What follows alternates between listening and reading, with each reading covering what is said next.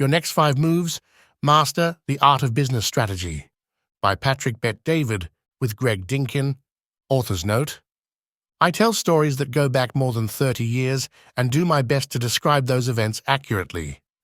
The people in the book identified by their first and last names are real people. Those mentioned only by first name are either composite characters or people whose names and identifying details have been changed. The essence of their stories is factual. Introduction. Before your first move. When I first watched Magnus, the documentary about Magnus Carlsen, I couldn't stop thinking about the parallels to business. Carlsen is a Norwegian chess prodigy who became a grandmaster at 13. Talk about a visionary. He is constantly thinking as many as 15 moves ahead. In doing so, he has the uncanny ability to predict and control what his opponents will do.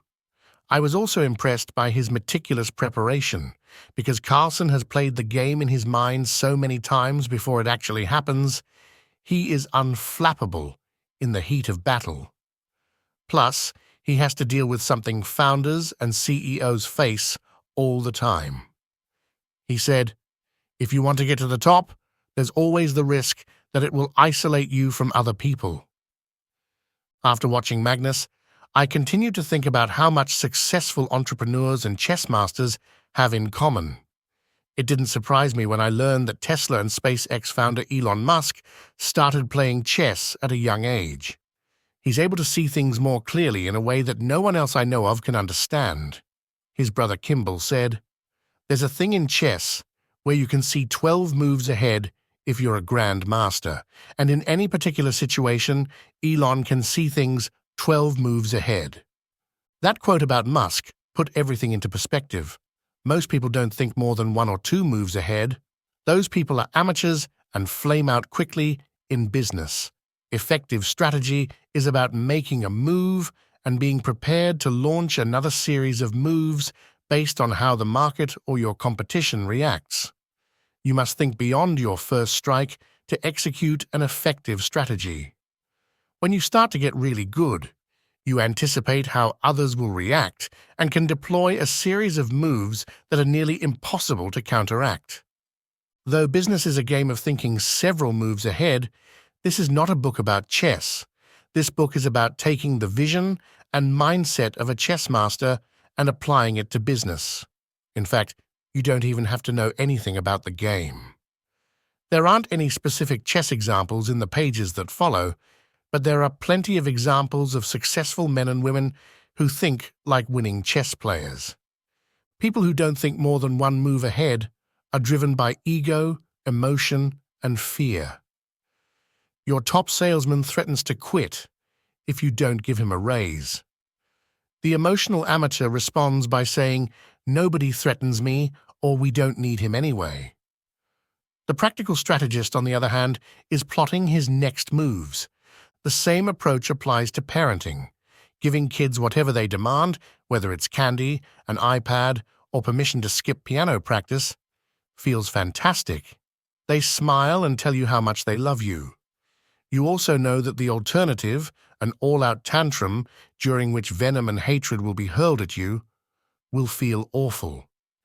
This scenario shows you that, as with most business decisions, one is clearly the easier choice. The other, which entails thinking 5 moves ahead, is the more effective choice. I wish somebody had taught me to think this way when I was transitioning from salesman to sales manager to founder to CEO. At every stage of my development, this kind of critical thinking would have saved me millions of dollars and dozens of panic attacks. When I reflect on how I went from a hot-tempered, insecure, cocky health club salesman to a strategic, self-aware, confident CEO, I see that the key was learning how to think at least 5 moves ahead. Some of you overachievers may be wondering why only 5 moves ahead. There are 2 reasons. First, 5 moves is the sweet spot of thoughtful strategy and swift action. Though there may be times when you will want to think beyond 5 moves, such as at an annual off-site meeting or when you are analyzing a possible acquisition or building a colony on Mars, thinking too many moves ahead can lead to paralysis by analysis. 5 moves is enough to make sure you are anticipating future outcomes and seeing moves and counter-moves. The second reason is that, on a macro level, there are 5 moves you need to master to succeed in business. I've divided the book into these 5 moves to make sure you know exactly what you need to do to achieve success. There are many things I can't do. PM's 6'5" and 240 pounds, but can't play basketball or throw a football. I can't write code or rebuild an engine from scratch, but if there's one thing I can do, it's help entrepreneurs and C-suite executives put together a strategy to conquer a market. When I sit down in a boardroom with a founder or a CEO, we approach strategy as a game. The only difference between business and chess, or Monopoly or Final Fantasy for that matter, is that we're playing for millions or billions of dollars instead of bragging rights. With this mindset, leaders learn how to create the strategies that position them for growth. As an advisor to executives and a guide to students and aspiring entrepreneurs, one of the most common questions I get is, should I quit my job to start a business? Other frequent questions are, should I raise money by giving up equity or issuing debt? How do I set up my compensation structure to attract and retain C-suite executives or a 1,099 base sales team? Should I expand globally now or wait until market conditions change? The simple questions in business are binary. Their answer is either yes or no. The trap is believing that A/answers are binary. The answer to any question is actually a series of moves deployed in the proper sequence. Experts often make things worse by giving yes or no answers, as if everyone fits into the same box. That's why, as you'll see, our first move is figuring out who you are and what you want. The other problem I see is a lack of planning. Enthusiasm can be powerful as long as it's coupled with planning 5 moves ahead. Too many people want to make move number 5 without first going through the first 4 moves. There's a sequence to it. To reach the next level, you have to shift from one track and one move thinking to seeing many moves ahead. If you are clear that you want to be an entrepreneur, quitting your job may be move 4, or it could lead to a series of moves to create a lucrative position within your current company, becoming an entrepreneur, which we'll cover in Chapter 3. If you have a family and don't have any savings, quitting your job is definitely not move 1. In fact, you may not ever have to quit your job to become exactly who you want to be. The information in this book applies to people in all phases of life and at all levels of business. You may be a CFO who loves being a CFO or a freelancer who enjoys the variety and flexibility of being a solopreneur. One of the things I love so much about business is that there's a path for everyone, as long as you have self-awareness and the willingness to think 5 moves ahead. If you are clear that you want to be an entrepreneur, quitting your job may be move 4, or it could lead to a series of moves to create a lucrative position within your current company, becoming an entrepreneur, which we'll cover in Chapter 3. If you have a family and don't have any savings, quitting your job is definitely not move 1. In fact, you may not ever have to quit your job to become exactly who you want to be. The information in this book applies to people in all phases of life and at all levels of business. You may be a CFO who loves being a CFO or a freelancer who enjoys the variety and flexibility of being a solopreneur. One of the things I love so much about business is that there's a path for everyone, as long as you have self-awareness and the willingness to think 5 moves ahead. Regardless of which sequence fits your circumstances, what sets shrewd strategists apart is their ability to anticipate. The best military leaders have a knack for planning several moves ahead. The top fighters know how to set up their opponent. They may be willing to lose round 1 because a move that seems to be working against them early in the fight is actually being used to bait their opponent into a mistake in a later round. World-class poker players do the same thing, making a bluff and sacrificing chips early in the game to set into motion a series of moves that will ultimately bust their opponent. And though we don't necessarily think of Warren Buffett as a chess master, his sustained success comes from his patient, strategic approach. Buffett isn't trying to win a particular trade or even the quarter or year. He's making a series of moves to win the long game. NBA legend Kobe Bryant told me, less than 6 months before his tragic death, that when he was 13, he already knew he wanted to be one of the greatest basketball players of all time. At that time, he was the 56th ranked player in the nation. He created a hit list of all the names ahead of him until 5 years later, he passed them all and became a first-round pick right out of high school.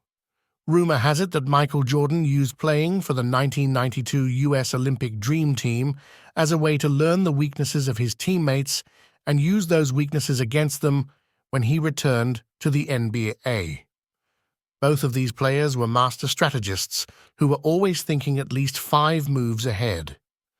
You will need to think this way too, especially if you plan on competing in your market and eventually dominating your industry. In the pages that follow, Paul give you everything you need to think like a master strategist. I'm also going to show you how to 1. Differentiate yourself and communicate your unique value. 2. Find investors and build a high valuation for a lucrative exit. 3. Attract top talent and design incentives to cultivate and keep them. 4. Maintain systems during rapid growth and staying power sanity during chaos. 5. Process issues, make decisions, and effectively solve problems. 6. Identify who you want to be and the legacy you will create. 7. Negotiate, sell, and strategize, as if your life depended on it. Maybe you picked up this book thinking that you lack the education or resources to build a business. Or you might be the person with a high IQ who can't make a decision to save your life because you're always overthinking it. It doesn't matter where you start. If you have any doubt that someone can't grow to be an entrepreneur, consider my story. Anyone who knew me growing up would have labeled me least likely to succeed. You're going to see how I went from a guy who couldn't think ahead at all, and as a result, had 26 credit cards with a total of $49,000 in debt, to a CEO. You'll see how I founded PHP Agency, a financial services marketing company with 66 agents in one office in Northridge, California, and 10 years later, had grown it to more than 15,000 agents with 120 offices in 49 states and Puerto Rico. I'm proud of the fact that our agency is recognized for its unique diversity, millennial culture, and social media presence. We did it in the life insurance industry, which has a boring reputation. The average life insurance agent is a 57-year-old white man. Our average agent is a 34-year-old Latino woman. We haven't been successful because of our connections or thanks to any good fortune. In fact, my personal background proves that entrepreneurs can come from anywhere and don't have any qualities that you don't also possess. The least likely CEO. I grew up in Tehran, the capital of Iran.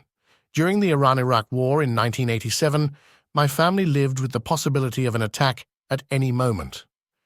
Even though I was only 8, the sounds still stick with me. Every attack began with a siren, and the sound alone could pierce your soul. Then a voice would warn of enemy planes crossing the border. Finally, we would hear the whistling sound of bombs falling through the air. After each whistle, we prayed that our shelter wouldn't get hit. I remember sitting next to my parents, frightened beyond belief. Finally, my mother had had enough. She told my dad that if we didn't leave the country, Their son was going to get stuck and have to serve in the Iranian army. My dad realized that the surest way to fail would be to fail to act. My sister, my parents, and I got into our white, two-door Renault and headed toward Karaj, a city 2 hours from Tehran. To get there, we had to cross a bridge. Right after we crossed, there was a massive flash behind us. Dad told my sister and me not to look back, but we couldn't help ourselves. I wish we had listened. When we turned around, we saw the devastation of a bomb that had dropped onto the bridge less than 100 yards behind us, right after we had crossed safely. I still have no words for it, other than to say that no one, much less two terrified kids, should ever have to witness something like that. I can replay that moment in my head as if it were yesterday. Times like that can break you, or they can build in you an amazing tolerance for pain and adversity. Somehow, we managed to skirt disaster and escape. We lived in a refugee camp for 2 years in Erlangen, Germany, before eventually moving to Glendale, California on November 28, 1990. When we arrived in the United States, I had just turned 12, spoke little English, and couldn't escape the horrible mental images of fleeing a war-ravaged country. Thanks to my parents' decision to make the right move in the face of life and death, I'm alive today, a proud U.S. citizen with a thriving business and a beautiful family of my own. When you learn to think 5 moves ahead, it may seem as though you're becoming a mind reader. What's actually happening is you've seen the moves so many times that you can anticipate what your opponent is going to say or do next. I bet you're wondering, can I do this? Can I truly go from a person who lacks experience to someone who thinks strategically and builds an empire? You might be saying, but Pat, you have the gift of gab. You have the pedigree of an entrepreneur. You, Pat, are a lot smarter than I am. Smarter than you? Really? Consider the following. 1. I barely graduated high school. I had a 1.8 GPA, got 880 on my SATs out of a possible 1,600, and never set foot inside a 4-year college. I was constantly told by friends and relatives that I would never amount to anything in life. 2. You think I have the gift of gab? At age 41, I still get teased about my accent. As an immigrant teenager, I was more scared of pronouncing certain words than I was of war. Words such as Wednesday, island, and government challenged me the most. That was when reruns of Gilligan's Island made the TV show really popular. You can only imagine how I pronounced both words and how brutally I was teased for it. 3. My parents divorced after they arrived in the United States. I lived mostly with my mom, who was on welfare. Even though I was a tall kid who loved sports, I didn't play any because my mom couldn't afford the $13.50 monthly membership fee for the YMCA. 4.1 enlisted in the Army at age 18 because I believed I had no other choice. At age 21, when those with the real brains were starting their careers, I was selling gym memberships at Bally Total Fitness. On the one hand, it would seem as though I had no business beating the odds. On the other, it was those very challenges that fueled my success. Had it not been for all the adversity I experienced, I wouldn't have had such a strong desire to succeed. Let's get this straight right now. I cannot teach you desire. If you prefer to avoid hard work, if you feel no desire to do something important with your life, there's not much I can do for you. This book is for people who are curious to find out what their best looks like and are looking for the right strategies to help them get there. They're not just looking for motivation, they're looking for proven strategies that work. They want to find effective formulas to speed up the process of getting to the next level. Does that sound like you? Speaking of formulas, I've been as diligent in looking for them as I've been in sharing them. Back in 2013, I started making videos about what worked for me in business.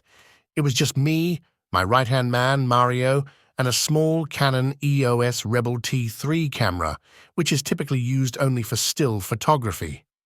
We first called those videos 2 Minutes with a Pat and put them on YouTube.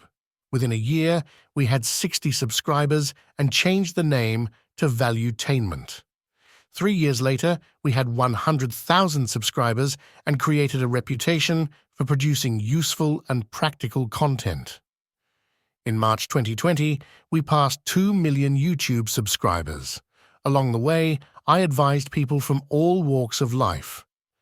At our first big conference in May 2019, called The Vault, 600 entrepreneurs from 43 countries in 140 industries traveled to Dallas to attend.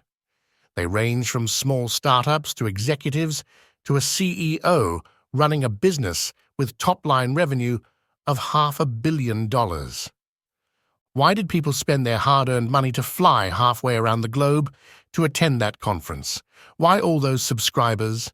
It's because all the philosophies and strategies I've learned are transferable. You can easily understand them and put them to use immediately.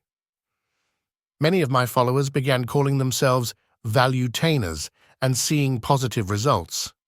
Though we're not a traditional business school like Harvard, Stanford, or Wharton, Valuetainment has become a breeding ground for both successful executives and entrepreneurs worldwide. I firmly believe that entrepreneurship can solve most of the world's problems, and I have learned from experience not only how it can be done, but how to teach it to others. From my personal conversations to our group meetings to tense negotiations, I'm putting every bit of wisdom I have into this book because I've seen it work and know you can achieve similar success. The path to achieving your goals in business. In your hands is a complete playbook for accomplishing whatever vision you create. You'll learn not only the skills required, but also the mindset required. Along the way, you'll see what it takes to be a better leader and human being. By the time you have studied all 5 moves, you will have everything you need to achieve whatever type of success in business you are after. The 5 moves are: 1. Master knowing yourself. 2. Master the ability to reason. 3. Master building the right team. 4. Master strategy to scale. 5. Master power plays. Move 1 is about knowing yourself, a topic rarely talked about in business circles. What you'll see is that thinking ahead is impossible without self-awareness. With self-awareness, you gain the power of choice and control over your actions. Above all, with the knowledge of who you want to be, you will know which direction to take as well as why it matters. Move 2 is about the ability to reason. I'll show you how to process issues and provide a methodology to deal with any decision you'll face, no matter what the stakes. No decision is black and white, and this section will teach you how to see all the shades of gray and move forward decisively despite the uncertainty. Move 3 is about understanding others, so you can build the right team around you, the team that will help you grow. Though you may view some of my tactics as Machiavellian, at the heart of everything I do is leading people to find the best in themselves. I do so by asking questions that uncover their deepest desires. Just as I challenge people to understand themselves, I will challenge you to understand your relationships. Building trust in employees and partners creates profitable alliances, speeds up all parts of your business, and helps you sleep at night. Move 4 is about how to implement strategy to scale to create exponential growth. We'll cover everything from how to raise capital to how to create rapid growth and how to hold people accountable for their actions. By the time you get to this section, you'll be thinking like a seasoned CEO and learning how to gain and maintain momentum, as well as how to create systems that allow you to track and measure the key parts of your business. Move 5 is about power plays. We'll discuss how you can beat the Goliath in your industry. You'll also see how to control your narrative and leverage social media to frame your story.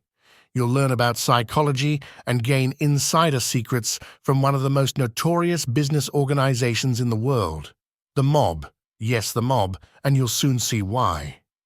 We'll close out with some incredible stories that show how winning entrepreneurs think 5 moves ahead. Even though I have no formal education, I have read more than 1,500 business-related books.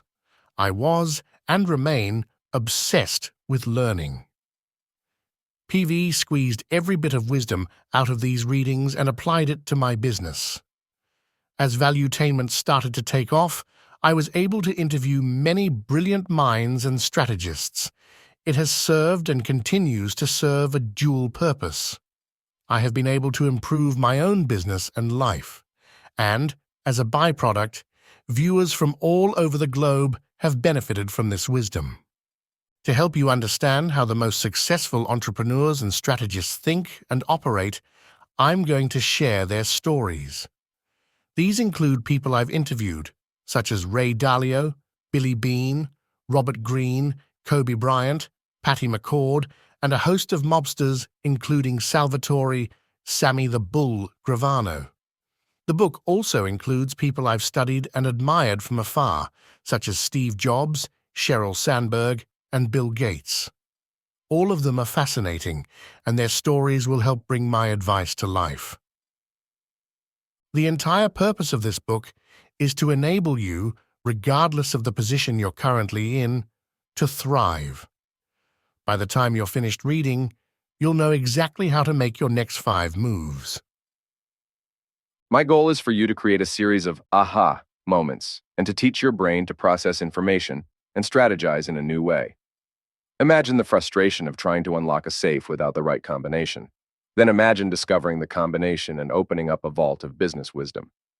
By reading this book, you'll gain the level of confidence of knowing not only what to do, but also how to do it. And as a result, you'll gain the wherewithal to solve problems at all levels while growing your personal brand and business. Move 1. Master knowing yourself. Who do you want to be? I believe that having questions is better than having answers because it leads to more learning. After all, isn't the point of learning to help you get what you want? Don't you have to start with what you want and figure out what you have to learn in order to get it? Ray Dalio, author of Principles, Life and Work and Investor, on 2012. Time list of world's 100 most influential people. Michael Douglas, playing Gordon Gekko in the 1987 film Wall Street, says to Bud Fox, played by Charlie Sheen, and I'm not talking a $400,000 a year working Wall Street, stiff flying first class and being comfortable. I'm talking about liquid, rich enough to have your own jet. Some people read that quote and say, making $400,000 a year and being comfortable sounds like a dream come true. Some say nothing at all and claim they have no interest in material things. Others pound their chest and scream to the heavens that they're going to have their own jet. What matters to me is what you think, since all your choices will be dictated by where you want to go. Whether it's a high school student asking for direction or a CEO running a $500 million company, when someone asks me a question, I respond by saying, it all depends on how honestly you can answer this question. Who do you want to be? In this chapter, Paul will guide you to answer that question with clarity. Paul will also show you how to go back to the blackboard of your life and set a new vision for yourself that will fire you up and set you in motion. I'll show you why making a plan and committing to it will unleash all the energy and discipline you'll ever need. Answer questions to reveal your deepest desire. Nothing matters unless you understand what makes you tick and who you want to be.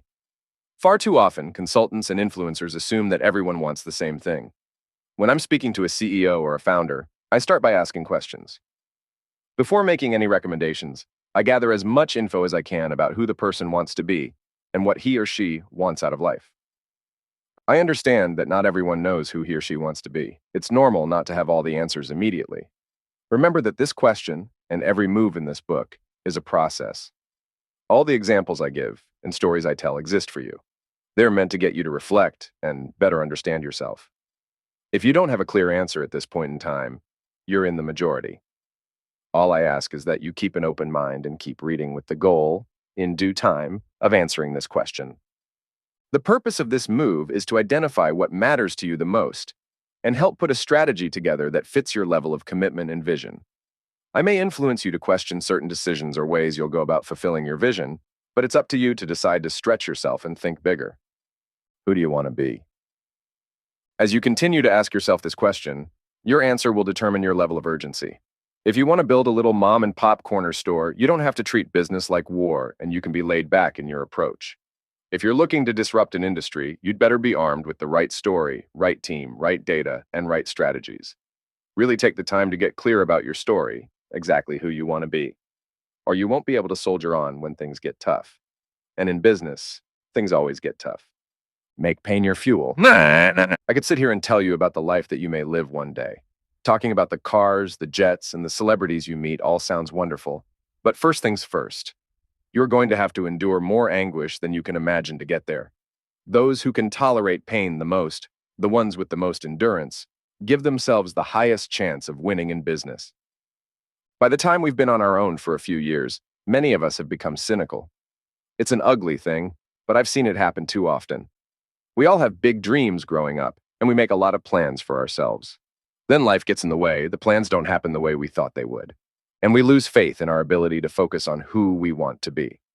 You may not notice it, but it also hurts your ability to make your next moves.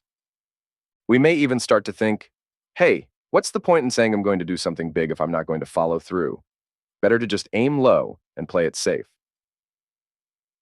The only thing separating us from greatness is a vision and a plan for achieving greatness. When you're fighting for a cause, a dream, something greater than yourself, you will find the enthusiasm, passion, and joy that make life a great adventure. The key is identifying your cause and knowing who you want to be. In the summer of 1999, I was 20 years old and had left the Army. My plan, to become the Middle Eastern Arnold Schwarzenegger. That June, I felt certain I would become the next Mr. Olympia, marry a Kennedy, become an actor, and eventually govern the state of California. As the first step in my plan, I got a job at a local gym, hoping to be noticed as soon as possible. At the time, the biggest fitness chain in the area was Bally Total Fitness.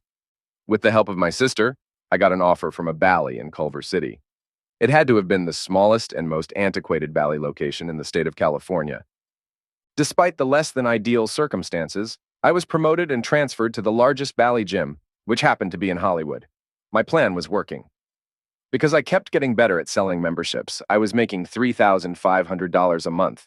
Compared to what I had made in the Army, it felt like millions. One day, my supervisor, Robbie, offered me an assistant manager position at the Bally in Chatsworth, 30 miles outside Hollywood. He wanted me to turn the club around. It had been hitting only 40% of its monthly goal. I didn't want to go to Chatsworth. I wanted to be a weekend manager in Hollywood, a position that paid $55,000 a year. Robbie promised me that if I turned things around in Chatsworth, the job would be mine. The only other contender for it was a longtime employee named Edwin. As long as I outperformed him, I could bank on becoming the weekend manager in Hollywood. Fast forward 90 days. We were able to turn things around at the Chatsworth Club, taking it from 40% of the monthly revenue goal to 115%. I was near the top of the leaderboard company-wide, well ahead of Edwin. When I got a call from Robbie to meet, I assumed that corporate must be pleased. My plans were coming together. I was going to meet the fitness legend Joe Whiter, be spotted by a major Hollywood agent, get my acting career off the ground, and meet a Kennedy. I can vividly remember the anticipation I felt that afternoon before my meeting with Robbie. The moment I walked into Robbie's office, I knew something was off. This wasn't the same guy who had promised me the position if I outperformed Edwin. That's just paranoia, I reassured myself. Give him the benefit of the doubt and hear what he has to say. Patrick, I'm so proud of the performance you and your team put up the last 90 days, Robbie said. I want you to stay there for another 6 months and take the Chatsworth Club to the next level. What do you mean? I asked. I made it very clear that I wanted the weekend manager position in Hollywood. That position, he said, had already been filled. At that point, my blood was boiling. I couldn't believe a grown man could look me in the eye after going back on his word. I'd been so focused on beating the goal that I hadn't put any thought into what I would do if it didn't work out. Who'd gotten the position? You guessed it. Edwin. Why? Edwin had been with Bally for 6 years. I'd been there for only 9 months. Never mind my accomplishments, kicking Edwin's tail on the national leaderboard. Never mind that, according to objective data, I had earned it. In fairness to Robbie, he wasn't being unethical. Because he had to follow marching orders from corporate, he was being political. In many ways, it was a blessing to learn at a young age that corporations have agendas and that advancement is rarely based on merit alone. Robbie could tell I was furious, and he asked me to step outside to cool off. I walked to the parking lot and tried to think. I imagined how these events were going to dictate the rest of my life. I played the movie in my mind, and I just couldn't accept how it would end if I accepted Robbie's decision. I didn't realize it then, but I was already processing my next moves. The only challenge was that I was reacting to someone else's move rather than executing my own. I walked back into his office and asked him if the decision was final. He said it was. At that point, I looked him in the eye and told him I quit. Initially, he thought I was kidding, but I was confident about my decision. What's the point of working somewhere that doesn't give you a clear direction on what you need to do to advance in the company? Why put myself through the misery? It was at that moment I realized I could not live another day with my destiny in someone else's control. I wasn't thinking like a winner at that point in my career. Given my inability to think more than one or two moves ahead, I was still an amateur. As a result, I was petrified. Driving home, I felt as though I'd made the worst decision of my life. My coworkers started calling me to ask what the hell I'd been thinking. My family couldn't believe it either. By the time I got into bed that night, most of the emotion had worn off, and I was left wondering what I was going to do next. Later in my career, I learned how to process while in the heat of the moment. Thankfully, that night, I was able to calm down just enough to think about my next moves. When I think back on it now, I realize that it was a defining moment in my life. I had to look inward and get clear about who I wanted to be and where I wanted to go. The list I made looked something like this. 1. I want to make the name Bet David mean something, so much so that my parents will be proud of the decision they made to leave Iran. 2. I want to work with people who keep their commitments, especially leaders with whom I work and who impact my career path. And 3.1 want a clear formula for how to get to the top, based purely on my results. I can't stand surprises or the moving of goalposts. 4. I want to build a team that has bought into the same vision I have to see how far we can go collectively. This includes running mates whom I can trust 100%. 5.1 want to make enough money that I'm no longer controlled by other people's politics and agendas. 6. I want to get my hands on every single strategy book out there to see the game from a broader point of view so I can learn how to minimize corporate bullying. Once I was clear about who I wanted to be, I could see my next moves. The first step was finding a sales job with merit-based pay and clear expectations. 20 years later, I can tell you that clarity comes from making decisions that are aligned with your core beliefs and values. Use your haters and doubters to drive you. I shared that story about being denied the promotion because I want you to tap into your own pain. It's those moments of feeling powerless, angry, or sad that clue you into your deepest drive. Don't underestimate the power of shame to motivate you. When Elon Musk left South Africa for Canada at age 17, his father had nothing but disdain for his eldest son. In Neil Strauss's November 2017 Rolling Stone profile, he quoted Musk's description of his dad's send-off. He said rather contentiously that I'd be back in 3 months, that I'm never going to make it, that I'm never going to make anything of myself. He called me an idiot all the time. That's the tip of the iceberg, by the way. Barbara Corcoran, the real estate mogul whom you may have seen on Shark Tank, was one of 10 children growing up in a blue-collar New Jersey town. In 1973, she was 23 and working as a waitress in a diner. While there, she met a man who lent her $1,000 to start a real estate company. They fell in love and were set to live happily ever after. Had the script played out, my guess is that Corcoran would have built a decent real estate business. But in 1978, the man dumped her and married Corcoran's assistant. To rub salt into the wound, he said to her, "You'll never succeed without me." In a November 2016 interview with JNC magazine, Corcoran said that she had turned fury into her best friend. "The minute a man talked down to me, I was my best self," she said. "I was going to get from that person what I wanted, come hell or high water. He was not going to dismiss me. I would not tolerate it. I would say quietly to myself, F it, hash, and you." That type of rejection, that type of shame, can be one hell of a motivator. I want you to think back to the teachers, coaches, bosses, parents, or relatives who have put you down over the years. This doesn't mean you have to carry their negativity around with you. Instead, you can use it as rocket fuel. Corcoran channeled her rejection into resolve. As a result, she built the most successful residential real estate firm in New York and sold it for $66 million. Then she wrote a best-selling book and became a TV star on Shark Tank. As an investor in entrepreneurs, Corcoran actually looks for people who are fueled by pain. She sees growing up poor as an asset. She said, "A bad childhood. Yes, I love it like an insurance policy. An abusive father. Fabulous. Never had a father. Better. My most successful entrepreneurs didn't all have miserable childhoods, but somebody said they couldn't, and they are still pissed." PM, not making light of your pain. Believe me, I experienced enough shame as a child to last a lifetime. It hurt then, and it still hurts now. Put-downs, insults, and abuse can be either your excuse or your fuel, and it's damn powerful fuel. Michael Jordan's late father said, "If you want to get the best out of Michael Jordan, you tell him he can't do something." 5 years after he retired from the NBA, when Jordan gave his Hall of Fame induction speech, guess what he talked about most? All of his haters and doubters. He still hadn't gotten over those who had put him down. Leroy Smith Jr. was the guy who had taken his roster spot when Jordan had gotten cut from the high school team. To show you just how much Jordan used pain as fuel, he went so far as to invite Leroy to the ceremony. Jordan said, "When he made the team and I didn't, I wanted to prove not just to Leroy Smith, not just to myself, but to the coach that picked Leroy over me. I wanted to make sure you understood. You made a mistake, dude." Musk, Corcoran, and Jordan all used pain as fuel. You can do the same. Think back to your toughest moments when you declared, "Never again." Recalling those experiences will be your fuel. I still feel as though I have enough haters in my life to fill Madison Square Garden. When I was 26, I was invited to my alma mater, Glendale High School, to give a speech. I ran into a guidance counselor, Dottie, who asked, "Why are you here, Patrick? To see the motivational speaker?" She went on to tell me that she had always felt sorry for my parents. Here I was, 26 years old, being invited back to my high school to tell my success story, and Dottie was showering me with pity, reminding me that a decade earlier, she had felt sorry for my parents because I had been such a lost kid with no motivation or direction. Dottie ended up escorting me to the auditorium, where 600 students were waiting to hear from the motivational speaker when suddenly the vice principal got up and started to introduce me as the speaker. The look on her face was priceless. I didn't say a word back to Dottie. Instead, I just filed her away as another hater who keeps popping up in my life. And those people keep driving me.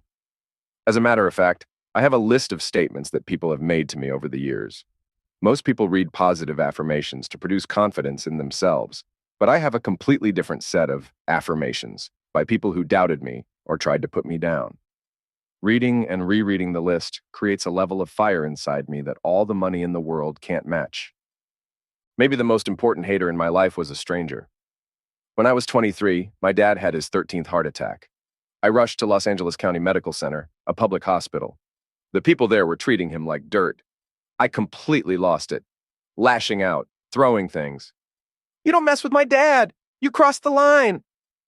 I was so out of control that security had to escort me out of the hospital. During my tantrum, a guy said to me, "Hey, listen, if you had money, you could get better insurance and get better doctors to take care of your dad. But you didn't pay for this. Taxpayers are paying for this. This is called public health insurance." And after they threw me out of the hospital, I sat in my Ford Focus and the tears poured out of me. The anger was replaced by shame. The guy was right. My dad was getting lousy care because I didn't have the money to provide him with better care. And I didn't have the money because I spent more time in nightclubs than I did in front of customers. I was at a low point in my life. The woman whom TD thought I was going to marry had just dumped me. I had $49,000 in credit card debt. For 30 minutes, I cried like a baby. After all that crying, all the self-pity and shame, I finally got it. That night, the old Patrick died. Everything about me changed. I used that pain to remember every slight I had heard in my life. 1.8 GPA, loser, hanging out with gangsters. Poor Patrick, he's got no shot. Divorced parents, mom's on welfare. Had to join the army because he had no other choice. Never going to be anybody. I swore that my dad would never again work at the 99-cent store on the corner of Eucalyptus and Manchester in Inglewood, where he was regularly held up at gunpoint. He was never going to get lousy health care for the rest of his life. Neither he nor I was ever going to feel ashamed again. I said to myself, "Bet, David, the world's going to know this last name. I know the pain we went through. I know the challenges we went through as a family when we came to America from Iran. I remember how embarrassed Mom would get from speaking broken English. I remember the look on Dad's face at family gatherings when he was looked down upon by people. Before long, you're going to be so proud of your last name. You're going to be so proud you came to America. You're going to be so proud of the sacrifices you made. A funny thing happened the next day. No one recognized me. I got the best compliments of all time. Pat, you've changed. We don't even recognize you. We miss the old Pat. We want him back. Back then, I was famous for going to all the nightclubs in LA from Thursday night to Sunday night. I used to go to Vegas 26 times a year. I told all my friends to stop inviting me. They didn't listen. They figured it was only a matter of time before their old buddy was leading the charge to the clubs again. Little did they know that they would never get back the old hard-partying, undisciplined Pat. I had shifted 180 degrees. It was game over. From that day forward, no one, including me, ever saw the old Pat again. I used all those haters as fuel, and it's provided me with a steady flow of energy ever since, a reserve that I can call upon at any moment. I want you to channel all your fury and pain into fuel. This is your show. If you change yourself and focus on who you want to be, nothing can stop you. I'm getting worked up remembering these stories. They don't hurt like they once did, but at the drop of a hat, I can go back to any of the scenes to produce the same fuel. Something tells me there will be many new ones to add to the list. And although the pain never vanishes, I now view all those haters and doubters as gift givers. Ultimately, they led me to a point of clarity about exactly who I want to be. They led me to say never again, and to create a list of my non-negotiable, things you are not willing to compromise, no matter the circumstances. I encourage you to try to do the same. In doing so, don't compromise your quirks or other things that may seem weird to others. These idiosyncrasies are important because of what you have experienced and the way you are wired. You really need to get clear about what you can sacrifice and what you absolutely will not sacrifice. It will lead you to create your own list of non-negotiable. Discover what role suits you best. All the discovery questions I'm asking are to lead you to find out which path suits you best. The key is to find the best position that highlights your talents. Founder, CEO, Chief Strategy Officer, Sales Leader, Number 2, Business Developer, Entrepreneur. The list goes on. We're living in an era in which entrepreneurs get the headlines, but that life may not be for you. That doesn't mean there won't be a place for you to build wealth and find fulfillment. The only way to choose is by first understanding, who do you want to be? Being an entrepreneur is high risk and high return, both personally and financially. Most people only pay attention to the final product of a successful entrepreneur. People don't see what he or she has overcome, all the struggles, the betrayals, the empty bank accounts. Being home at 6 o'clock to have dinner with your family is not always going to happen when you are an entrepreneur. Depending on the size of your vision, maybe you can pull it off most nights. But if you're going to be a disruptor and build a multinational conglomerate, you're going to have to make a lot of sacrifices. This is all a part of owning your next moves and having others, including your family, buy into them. The busier you are, the more organized you'll need to be. There's this notion that you can't win at the highest level and also have a great family life. It won't be easy, but you can find a way to make it work if it matters to you. It's a choice only you can make. For me, being an example to my kids of fighting to fulfill my vision is more important than being home for dinner every night. My family understands this because we've planned for it. Plus, having more money gives you more choices. You may have to work on holidays. Having resources provides you with the flexibility to take your family with you and turn a work trip into a family vacation. As with everything, there are risks and rewards, costs and payoffs. The route you choose will depend on your answer to the question, who do you want to be? Embody who you want to be by living your future truth.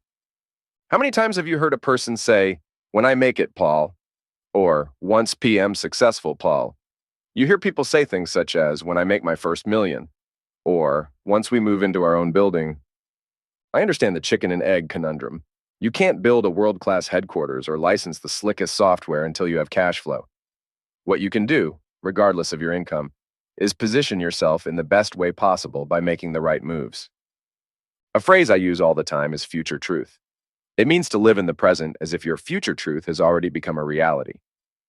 I'm inspired by this quote from IBM founder Thomas J. Watson. IBM is what it is today for 3 special reasons. The first reason is that, at the very beginning, I had a very clear picture of what the company would look like when it was finally done. You might say I had a model in my mind of what it would look like when the dream, my vision, was in place. The second reason was that once I had that picture, I then asked myself how a company that looked like that would have to act. I then created a picture of how IBM would act when it was finally done. The third reason IBM has been so successful was that once I had a picture of how IBM would look when the dream was in place and how such a company would have to act, I then realized that unless we began to act that way from the very beginning, we would never get there. In other words, I realized that for IBM to become a great company, it would have to act like a great company long before it ever became one. Did you get that last sentence? You must act like a great company or a great entrepreneur long before you ever become one. Are you following? Let me explain. A visionary is somebody who is not living in the here and now. He or she has already seen at least 5 moves ahead and is living in that reality. Explaining your future truth to others, however, may come across as unrealistic, boastful, or even delusional. Not long after we started our company in 2009, I gave a speech at the JW Marriott in Palm Desert, California, to a group of 400 people. I said, one day, the best comedians, athletes, thinkers, and U.S. presidents will attend and speak at our convention. 9 years later, Kevin Hart performed at our annual convention. Before our agency turned 10, I interviewed former President George W. Bush and the late Kobe Bryant in front of our entire company. People want to follow someone who is driven by his or her future truth. It's the reason we're enamored with visionaries. As long as the person speaking has 100% conviction, he or she will get others fired up. The best leaders have the ability not only to believe in future truths, but also to inspire others to believe and execute their vision. On May 25, 1961, President John F. Kennedy delivered a special message on urgent national needs to a joint session of Congress. JFK's goal was clear. Before this decade is out, landing a man on the moon and returning him safely to the Earth. With 5 months to spare, that future truth became reality when, on July 20th, 1969, Neil Armstrong became the first person to walk on the moon. Do you know who you want to be? Do you have a clear vision of what that looks like? At this very moment, is the way you are acting consistent with your future truth? Use your heroes and visuals to remind yourself who you want to be. To take things to the next level and set the bar even higher, aspire to be heroic. Think about your heroes and ask yourself how they would act in such situations. It's no coincidence that there is an entire cottage industry of books asking, what would name do? You want to be wealthy? There's a book titled, What Would the Rockefellers Do? How the wealthy get and stay that way, and how you can too. Want to be more like the founders of America? Reference the book, What Would the Founders Do? Our questions, their answers. Asking what someone else would do forces you to take a time out and consider your next sequence of moves. The second thing it does is challenge you to embrace greatness. I believe so strongly in challenging myself to reach another level that I hired an artist to create a unique visual for my office. It's an unusual painting with an unusual name, Dead Mentors. It stops people in their tracks as soon as they see it. In the painting, I'm surrounded by a number of people who could never have been in the same room together. Whenever I'm in my office, I turn to them constantly for counsel. They are people with whom I like to process issues on all levels: economics, competition, strategy, politics, and my personal life. Seeing these 10 luminaries together is a constant reminder to me to embody 10 heroic traits. From left to right, Albert Einstein, John F. Kennedy, bust of Marcus Aurelius, Abraham Lincoln, Tupac Shakur, Patrick Bet-David, the student trying to soak up wisdom, Mohammad Reza Pahlavi, Ayrton Senna, Milton Friedman, Martin Luther King, Jr., bust of Aristotle. I chose individuals who differed in their philosophies yet were in the same field: John F. Kennedy and Abraham Lincoln. One was a Democrat while the other was a Republican. Both were great presidents, yet each took a different approach to getting things done. Both were eventually assassinated for different reasons, which I won't go into now. Albert Einstein and Milton Friedman both had a way of viewing the world through the eyes of a mathematician, but they disagreed on the economy and taxes. Tupac Shakur and Dr. Martin Luther King, Jr. both wanted similar outcomes but took different approaches. They were also both killed for having strong views. Mohammad Reza Pahlavi, the Shah of Iran from 1941 to 1979, changed his country's direction until his inability to handle too much power led to the fall of an empire. He's a reminder to never get so confident as to underestimate an opponent such as Ayatollah Ruhollah Khomeini, who led the revolt that exiled him. Ayrton Senna, the greatest Formula One driver in history, tested his limits to take his craft to the very edge of perfection. He reminds me to push boundaries and hone my power of concentration. I named my daughter Senna. Marcus Aurelius was a leader who never put himself above the people. He didn't let power get to his head. A practitioner of Stoicism, he reminds me to stay both centered and humble. Aristotle was the voice of reason in Alexander the Great's ear when he was on his way to becoming king. The ability of the Greek philosopher to think and reason reminds me of the importance of slowing down and taking the time to process issues. In the back, vertical bar am whispering something in Tupac's ear while listening to the discussion being led by Abraham Lincoln. On the far right, there's an empty seat for someone who one day may be revealed. Together, the people in this painting have become a personal assembly of mentors whom I turn to daily. Who do you have in your mentoring vault, whether dead or alive, that offers perspective and counsel? Creating a visual of your heroes will challenge you to live up to the ideals of those you seek to emulate. Every time I walk into my office, this painting moves me. I've continued to up the ante. I also have a custom bookshelf that's 15 feet long and spells out, "Read." All the images in my office push me to think and make clearer decisions. I often plot my next 5 moves in this room because it's filled with a spirit that makes me think big. My office is bizarre, and it was expensive to create. The key is to start somewhere. I started off with pictures from magazines that I taped to my bathroom mirror, and now have my entire office as a reminder of what inspires me. I challenge you to find a way to create a visual that reminds you to be heroic. Start with something small. You don't need to hire an artist. Photoshop will do. If you're a visionary, blow up a picture of Walt Disney or Steve Jobs and put it in a prominent place. Have a little fun with it. If looking at Walt Disney doesn't inspire you, keep a picture of Mickey Mouse or a stuffed Mickey in your office. If you're building an e-commerce company, ask, what would Jeff Bezos do? If you're running an investment firm, ask, what would Warren Buffett do? If you're running a media company, ask, what would Oprah Winfrey do? Our heroes inspire us. That's why it's so powerful to surround yourself with them. The more we see them and the more we see them looking at us, the greater our chances of acting heroically. Who do you want to be? That's the question we started with, and it's the one we'll end with. The only way to answer it is by becoming clear about the life you want to live. In doing so, you will immediately embody that person and act as if you are already there. It's a lifelong practice. I hope the tools in this chapter will lead to some breakthroughs and get you onto the path to knowing who you truly want to be. Thank you for listening. And tell me if you are interested in the rest of the book, and I will post it, but only if you want. And comment any recommendations you have for the next book read. Goodbye for now to my fellow book bops.